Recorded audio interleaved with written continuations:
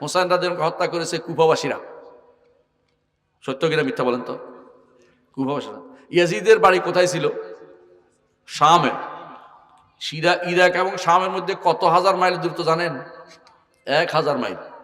1000 mile বর্তমানে এই মাসে এই মাত্র এখন তো কত দূর হয়। তখন টেলিফোন আসছিল, বিমান আসছিল, টেলিফোন করে দিছিল না, মেরে ফেল। কথা বুঝেন জিনিসটা? কুফাবাসীরা মারছে, কোনো সন্দেহ নাই। এখন বলেন একটাই তার দোষ, কেন সে শাস্তি দিল না? যারা মারছে তাদেরকে শাস্তি দিল না কেন? সে দেয় নাই, পরের লোকরা দিছে তো। এরপর অনেকে দাঁড়িয়ে তাদের একটাও জীবিত রাখে না, সবগুলি মেরে ফেলছে। যারা হোসাইন রাদিয়াল্লাহু আনহুকে মারছে সবাইকে মেরে ফেলছে। নিঃসন্দেহে হোসাইন রাদিয়াল্লাহু আনহুকে যারা হত্যা করছে তারা শয়তান, তারা জানোয়ার টাইপের মানুষ, ভালো মানুষ না, তারা শয়তান সবচেয়ে বেশি।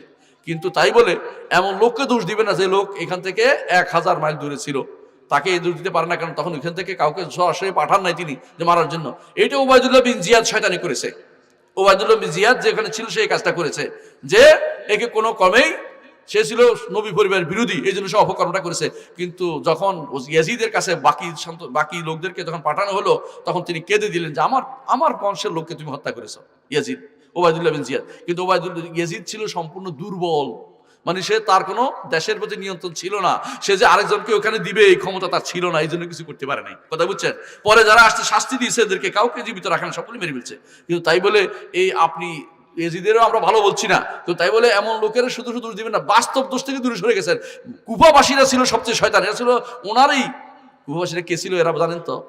এরাই ডেকে আনছে ওনারে, এরাই শিয়া গোষ্ঠী ছিল। যদিও তখন শিয়া তৈরি হয় না, কিন্তু ওরাই ডেকে আনছিল ওখানে। ডেকে আনার পর ওনাকে ছেড়ে চলে গেছে, অন্যরা এসে আরেক গ্রুপ এসে ওনাকে মেরে ফেলছে। এ তো সব নাটক চলছে এখানে একটা। কুফাবাসীরা সবসময় শয়তান ছিল, ওরাই অপকর্মটা করেছে। এর জন্য একটা বই পড়বেন, কে হোসাইনকে হত্যা করেছিল। বাংলা আছে, পড়বেন হোসাইনকে কে হত্যা করেছিল। একটা বই আছে আমার, একটা বই আছে সত্যের সন্ধান পেলাম না, অবশেষে সত্যের সন্ধান পেলাম, বইটা পড়বেন।